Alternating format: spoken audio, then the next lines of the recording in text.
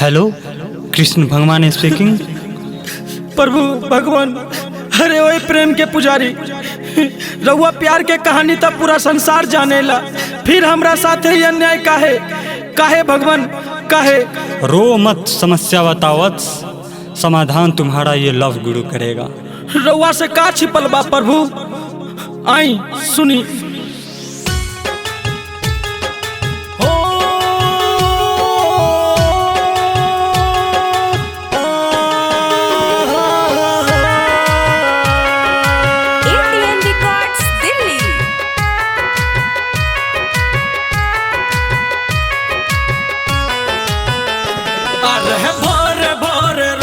पूजा पाठ कर्म होई है दूरता, खाके जहर मरम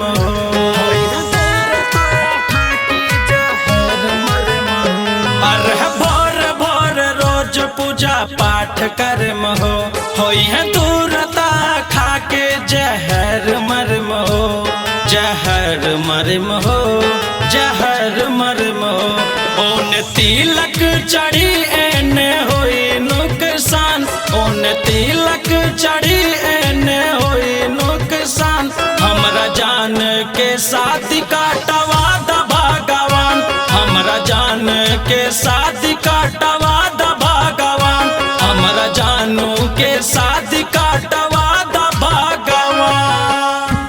प्यार में ताकत है दुनिया को झुकाने की, प्यार में ताकत है दुनिया को झुकाने की, वरना क्या जरूरत थी भगवान श्री राम को जूठे वैर खाने। हम साधारण मनुष्य हैं प्रभु, और हमरा से ही सब ना झेलाई प्रभु, ना झेलाई। हमरा जानू के साथ काटवा द भगवान, हमरा जानू के साथ काटवा द भगवान।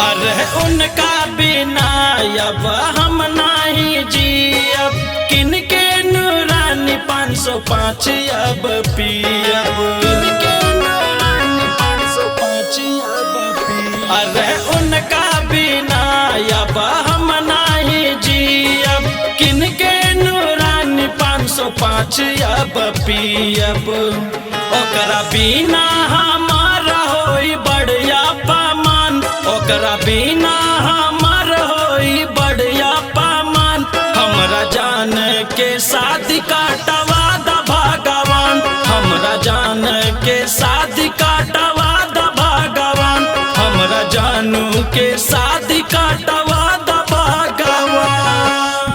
डोंट वेरी वट्स, अगले जन्माष्टमी तक मैं सबके दिलों में फिंगरप्रिंट लॉन्च कर दूंगा, उसके बाद प्यार मोहब्बत की झंझट ही खत्म हो जाएगा।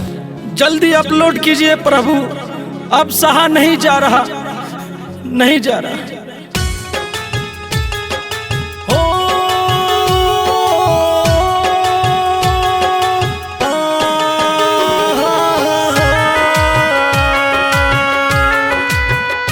हमरा जानू के साथ काटवा द भगवान।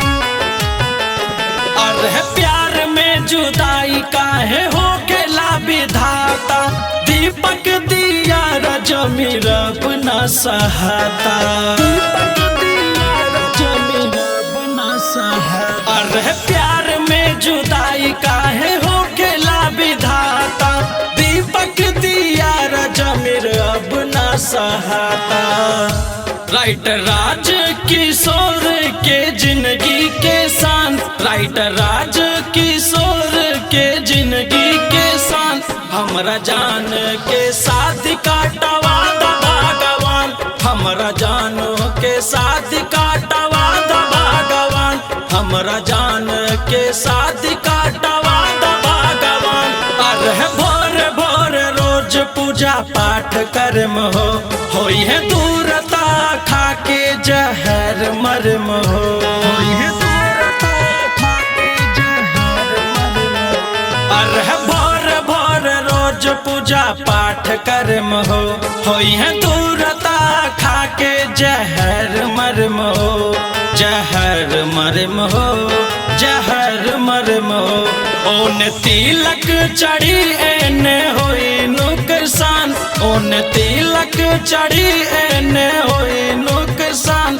हमरा जान के साथ काटवा द भगवान, हमरा जान के साथ